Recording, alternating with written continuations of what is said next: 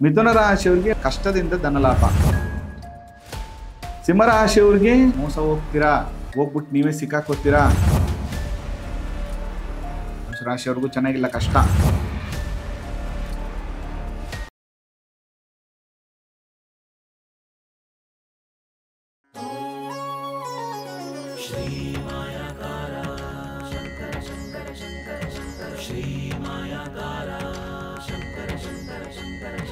ಶ್ರೀ ಗುರುಭ್ಯೋ ನಮಃ. ಮಾಯಕಾರ ಪ್ರಭುವೇ ಮಹ. ಗಣೇಶ ದೇವಿ ವಾಗ್ದೇವಿ ಮಮ ವಾಕ್ಯ ಸಿದ್ಧಿ ಕುರುಕುರು ಸ್ವಾಹ. ಓಂ ನಮೋ ಭಗವತೆ ಚಾಮುಂಡೇಶ್ವರಿ ಮಲಯಾಳ ಸ್ವರೂಪಿಣಿ ಸರ್ವ ಸಿದ್ಧಿಕಾರಿಣಿ ಸತ್ಯಂ ಭೂಹಿ ಸ್ವಾಹ.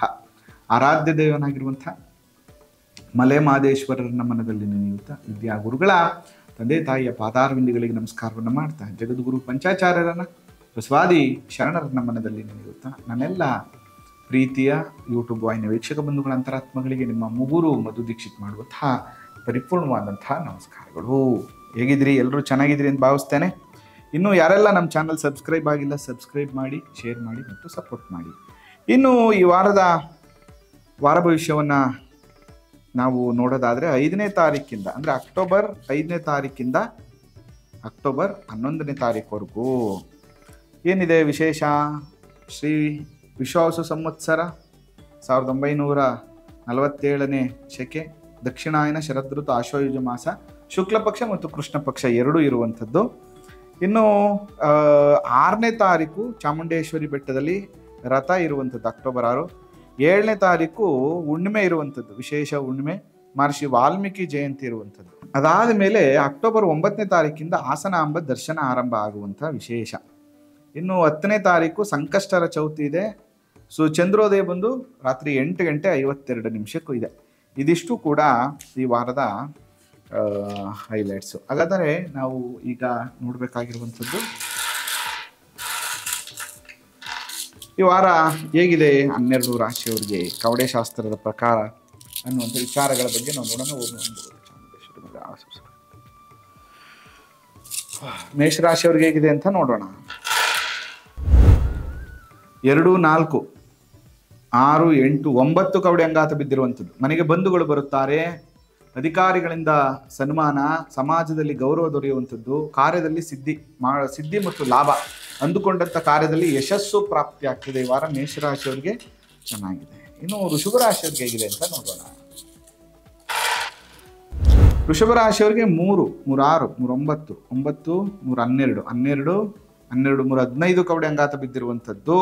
ಕಾರ್ಯದಲ್ಲಿ ಅಲ್ಪ ಜಯವಿದೆ, ನಾನಾ ರೀತಿಯಲ್ಲಿ ಚಿಂತೆ, ಕಷ್ಟದಿಂದ ಧನಲಾಭ, ಪ್ರಯತ್ನದಿಂದ ಕರೆಗೆ ಸುಖ ಸೌಖ್ಯವು ಇವರಿಗೆ ಪ್ರಾಪ್ತಿಯಾಗುತ್ತೆ. ಸ್ವಲ್ಪ ಅನುಕೂಲಗಳು ಇವರಿಗೆ ಪ್ರಾಪ್ತಿಯಾಗುತ್ತೆ, ಸೌಖ್ಯ ಪ್ರಾಪ್ತಿಯಾಗುತ್ತೆ, ಅದು ಕೂಡ ಪ್ರಯತ್ನದಿಂದ. ಅದಿಲ್ಲಾಂದರೆ ಸ್ವಲ್ಪ ಪ್ರಾಬ್ಲಮ್ ಆಗಿಬಿಡುತ್ತೆ. ನೀವೇನು ಅಂದರೆ ಯಾವುದಾದ್ರೂ ಅಮ್ಮನವರ ದೇವಸ್ಥಾನಕ್ಕೆ ಕೆಂಪು ಬಣ್ಣದ ಹೂಗಳನ್ನು ಅರ್ಪಣೆ ಮಾಡಿ ಪೂಜೆಯನ್ನು ಮಾಡಿಸಿ. ಮಿಥುನ ರಾಶಿಯವರಿಗೆ ಹೇಗಿದೆ ಅಂತ ನೋಡೋಣ. ಮಿಥುನ ರಾಶಿಯವರಿಗೆ 3, 3, 6, 3, 9, 9, 3, 12, 12, 3, 15 ಕವಡೆ ಅಂಗಾತ ಬಿದ್ದಿರುವಂಥದ್ದು. ನೀವು ಮಾಡುವಂಥ ಕೆಲಸದಲ್ಲಿ ಅಲ್ಪ ಮಾತ್ರ ಜಯ, ಪ್ರಯತ್ನದಿಂದ ಧನಲಾಭ, ಕಷ್ಟದಿಂದ ಧನಲಾಭ, ಪ್ರಯತ್ನದಿಂದ ಸೌಖ್ಯ ದೊರೆಯುತ್ತದೆ. ಅಂದರೆ 50-50 ಅಂತ. ಸ್ವಲ್ಪ ಹುಷಾರಾಗಿರಿ. ನೀವು ವೆಂಕಟೇಶ್ವರ ಸ್ವಾಮಿಯ ದರ್ಶನವನ್ನು ಮಾಡುವಂಥದ್ದು, ತುಳಸಿ ಅರ್ಪಣೆಯಿಂದ ಈ ಡಿಸ್ಟರ್ಬೆನ್ಸ್ ಎಲ್ಲ ಕಮ್ಮಿ ಆಗುತ್ತೆ. ಕರ್ಕಾಟಕ ರಾಶಿಯವರಿಗೆ ಹೇಗಿದೆ ಅಂತ ನೋಡೋಣ. ಕರ್ಕಾಟಕ ರಾಶಿಯವರಿಗೆ 2, 4, 6, 8, 10, 11 ಕವಡೆ ಅಂಗಾತ ಬಿದ್ದಿರುವಂಥದ್ದು. ಕಷ್ಟ ಉಂಟು. ವಾರದ ಕೊನೆಯಲ್ಲಿ ಸ್ವಲ್ಪ ಮಟ್ಟಿಗೆ ಅನುಕೂಲ ಆಗುತ್ತೆ. ಎಚ್ಚರಿಕೆಯಿಂದ ಇರಲಿಲ್ಲ ಅಂದರೆ ಧನ ಮಾನ ಹಾನಿ ಆಗುತ್ತೆ. ದುಡ್ಡನ್ನು ಕಳ್ಕೊತೀರಾ, ನೆಮ್ಮದಿಯನ್ನು ಕಳ್ಕೊತೀರಾ, ಅಶಾಂತಿ ಜಾಸ್ತಿ ಆಗ್ತದೆ. ಸುಮ್ಮನೆ ವೈಮನಸ್ಸೇ, ಒಂದಷ್ಟು ಜನಗಳ ಜೊತೆ ಕಿರಿಕಿರಿ, ಮನಸ್ತಾಪಗಳಾಗ್ಬಿಡುತ್ತೆ.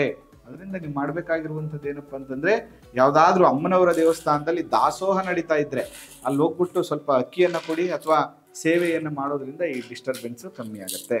ಇನ್ನು ಸಿಂಹರಾಶಿಯವರಿಗೆ ಹೇಗಿದೆ ಅಂತ ನೋಡೋಣ. ಸಿಂಹರಾಶಿಯವರಿಗೆ 3, 3, 6, 6, 3, 9, 9, 10, 12 ಕವಡೆ ಅಂಗಾತ ಬಿದ್ದಿರುವಂಥದ್ದು. ಕಳ್ಳರಿಂದ ಕಂಟಕ, ಮೋಸ ಹೋಗ್ತೀರಾ, ಹೋಗ್ಬಿಟ್ಟು ನೀವೇ ಸಿಕ್ಕಾಕೋತೀರಾ, ಸಮಸ್ಯೆಯನ್ನು ಮಾಡ್ಕೋತೀರಾ, ಅನೇಕ ಸುತ್ತ ಇರೋರಿಂದ ಪೀಡೆ ಆಗುತ್ತೆ, ಸೌಖ್ಯವಿಲ್ಲ. ಜಾಗ್ರತೆಯಿಂದ ಕೆಲಸವನ್ನು ಕೈಗೊಳ್ಳಬೇಕು, ಇಲ್ಲಾಂದರೆ ಸಮಸ್ಯೆ ಆಗುತ್ತೆ. ನೀವು ಮಾಡಬೇಕಾಗಿರುವಂಥದ್ದು ಸಿಂಹರಾಶಿಯವರು ಶಿವನ ದೇವಸ್ಥಾನಕ್ಕೆ ಹೋಗ್ಬಿಟ್ಟು ಬನ್ನಿ. ಶಿವನ ದೇವಸ್ಥಾನಕ್ಕೆ ಹೋಗ್ಬಿಟ್ಟು ಬಾದಾಮಿಯನ್ನು ಅರ್ಪಣೆ ಮಾಡಿ. ಕನ್ಯಾ ರಾಶಿಯವರಿಗೆ ಹೇಗಿದೆ ಅಂತ ನೋಡೋಣ. ಕನ್ಯಾ ರಾಶಿಯವರಿಗೆ 3, 2, 5 ಕವಡೆ ಅಂಗಾತ ಬಿದ್ದಿರುವಂಥದ್ದು, ಅಶುಭ ಸಮಾಚಾರ ಕೇಳುವಂಥದ್ದು, ಅಧಿಕಾರಿಗಳಿಂದ ಕೆಲಸ ಮಾಡುವಂಥ ಜಾಗದಲ್ಲಿ ಕಿರಿಕಿರಿ, ಭಯ ಉಂಟಾಗುವಂಥದ್ದು, ಅಪವಾದ ಬರುವಂಥದ್ದು, ಕಾರ್ಯದಲ್ಲಿ ವಿಘ್ನಗಳು ಬರುವಂಥದ್ದು, ವಿಚಾರವನ್ನ ಅಂದ್ರೆ ನೀವೇನೋ ಒಂದು ಕಾರ್ಯ ಮಾಡ್ತಾ ಇದ್ದೀರಾ ಅಂದ್ರೆ ಅದ್ರ ಬಗ್ಗೆ ಬಹಳ ಎಚ್ಚರಿಕೆಯಿಂದ ಇರಿ. ಯಾವುದಕ್ಕೂ ಮಧ್ಯಸ್ಥಿಕೆ ಹೋಗ್ಬೇಡಿ, ಮುಂದಕ್ಕೆ ಹೋಗ್ಬೇಡಿ, ನಿಮಗೆ ಸಮಸ್ಯೆ ಆಗತ್ತೆ.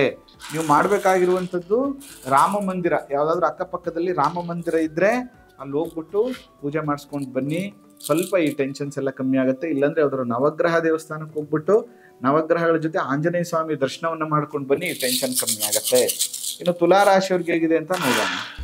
ತುಲಾ ರಾಶಿಯವ್ರಿಗೆ 4, 8, 2, 10 ಕವಡೆ ಅಂಗಾತ ಬಿದ್ದಿರುವಂಥದ್ದು, ಸುಖಭೋಜನ, ಆಪ್ತಮಿತ್ರರ ದರ್ಶನ ಸುಖವಿದೆ, ಕಾರ್ಯದಲ್ಲಿ ಅನುಕೂಲವೂ ಇದೆ. ಈ ವಿಚಾರದಲ್ಲಿ ಸಂಶಯ ಬೇಡ, ಕೈಗೊಂಡ ಕಾರ್ಯದಲ್ಲಿ ಯಶಸ್ಸು ನಿಮಗೆ ಪ್ರಾಪ್ತಿಯಾಗತ್ತೆ. ತುಲಾ ರಾಶಿಯವರಿಗೆ. ವೃಶ್ಚಿಕ ರಾಶಿಯವ್ರಿಗೆ ಹೇಗಿದೆ ಅಂತ ನೋಡೋಣ. ವೃಶ್ಚಿಕ ರಾಶಿಯವರಿಗೆ 4, 8, 8, 3, 11 ಕವಡೆ ಅಂಗಾತ ಬಿದ್ದಿರುವಂಥದ್ದು, ಕಷ್ಟ ಉಂಟು. ವಾರದ ಕೊನೆಯಲ್ಲಿ ಸ್ವಲ್ಪ ಅನುಕೂಲ ಆಗುತ್ತೆ. ಎಚ್ಚರಿಕೆಯಿಂದ ನೀವು ಮಾಡಲಿಲ್ಲ ವೃಶ್ಚಿಕ ರಾಶಿಯವರು ಅಂದ್ರೆ ಅನೇಕ ತರದ ಸಮಸ್ಯೆಗಳಲ್ಲಿ ಸಿಕ್ಕಾಕೋತೀರಾ, ಫೈನಾನ್ಷಿಯಲಿ ಪ್ರಾಬ್ಲಮ್ ಅಲ್ಲಿ ಸಿಕ್ಕಾಕೋತೀರಾ, ಹಿತಶತ್ರುಗಳು ಜಾಸ್ತಿ ಆಗ್ತಾರೆ. ನೀವು ಮಾಡಬೇಕಾಗಿರುವಂಥದ್ದು ಕಾಲಭೈರವನಿಗೆ ವಿಶೇಷವಾದಂತಹ ಒಂದು ದೀಪವನ್ನು ಹಚ್ಚಿಟ್ಟು ನಮಸ್ಕಾರವನ್ನು ಮಾಡಿ, ಅದರಲ್ಲೂ ಕೂಡ 5 ಬತ್ತಿಯನ್ನು ಹಾಕಿ ದೀಪವನ್ನು ಹಚ್ಚೋದ್ರಿಂದ ಅನುಕೂಲ ಆಗುತ್ತೆ. ಧನುಸ್ ರಾಶಿಯವ್ರಿಗೆ ಹೇಗಿದೆ ಅಂತ ನೋಡೋಣ. ಧನುಸ್ ರಾಶಿಯವ್ರಿಗೆ ಹೇಗಿದೆ ಅಂತ ನೋಡೋಣ. ಧನುಸ್ ರಾಶಿಯವ್ರಿಗೆ 4, 8, 8, 3, 11 ಕವಡೆ ಅಂಗಾತ ಬಿದ್ದಿರುವಂಥದ್ದು. ಧನುಸ್ ರಾಶಿಯವ್ರಿಗೂ ಚೆನ್ನಾಗಿಲ್ಲ, ಕಷ್ಟ. ವಾರದ ಕೊನೆಯಲ್ಲಿ ಸ್ವಲ್ಪ ಅನುಕೂಲ ಆಗುತ್ತೆ. ಎಚ್ಚರಿಕೆಯಿಂದ ಇರಲಿಲ್ಲ ಅಂದ್ರೆ ಧನ ಮಾನ ಹಾನಿ ಆಗುತ್ತೆ, ಮತ್ತೆ ಮೋಸ ಹೋಗ್ತೀರಾ, ಸಮಸ್ಯೆಯಲ್ಲಿ ಸಿಕ್ಕಾಕೋತೀರಾ, ಸ್ಟಕ್ ಆಗುತ್ತೆ, ಕೆಲಸ ಕಾರ್ಯಗಳಲ್ಲಿ ಡಿಸ್ಟರ್ಬೆನ್ಸಸ್ ಆಗುತ್ತೆ. ನೀವು ಸ್ವಲ್ಪ ಹುಷಾರಾಗಿರಿ. ಗೋಪೂಜೆಯನ್ನು ಮಾಡ್ರಪ್ಪ, ದಯವಿಟ್ಟು ಗೋಪೂಜೆಯನ್ನು ಮಾಡಿ ಹಸಿ ಹುಲ್ಲನ್ನ ಗೋಗಳಿಗೆ ನೀಡಿ ಅನುಕೂಲ ಆಗುತ್ತೆ. ಇನ್ನು ಮಕರ ರಾಶಿಯವ್ರಿಗೆ ಹೇಗಿದೆ ಅಂತ ನೋಡೋಣ. ಮಕರ ರಾಶಿಯವರಿಗೆ 4, 8, 12, 12, 1, 13 ಕವಡೆ ಅಂಗಾತ ಬಿದ್ದಿರುವಂಥದ್ದು. ಸರ್ಕಾರದಿಂದ ಸಹಾಯ ಮನ್ನಣೆ, ಧನಲಾಭವಿದೆ, ಸ್ತ್ರೀ ಸೌಖ್ಯ ಚೆನ್ನಾಗಿದೆ, ಮಿತ್ರರಿಂದ ಅನುಕೂಲ ಆಗುತ್ತೆ, ಕೀರ್ತಿ ಬೆಳೆಯುತ್ತೆ, ನೀವು ಮಾಡುವಂಥ ಕೆಲಸದಲ್ಲಿ ಅನುಕೂಲ ಆಗುತ್ತೆ, ನಿಮ್ಗೆ ಆಗಿರುವಂಥ ಒಂದಷ್ಟು ಸಮಸ್ಯೆಗಳಿಗೆ ರಿಲ್ಯಾಕ್ಸೇಷನ್ ಸಿಗುತ್ತೆ, ಮತ್ತು ಶತ್ರುವಿನಿಂದ ಉಂಟಾದಂಥ ಎಲ್ಲ ಸಮಸ್ಯೆಗಳು ಕೂಡ ನಿಮಗೆ ನಿವಾರಣೆ ಆಗುತ್ತೆ. ಇನ್ನು ಕುಂಭರಾಶಿಯವ್ರಿಗೆ ಹೇಗಿದೆ ಅಂತ ನೋಡೋಣ.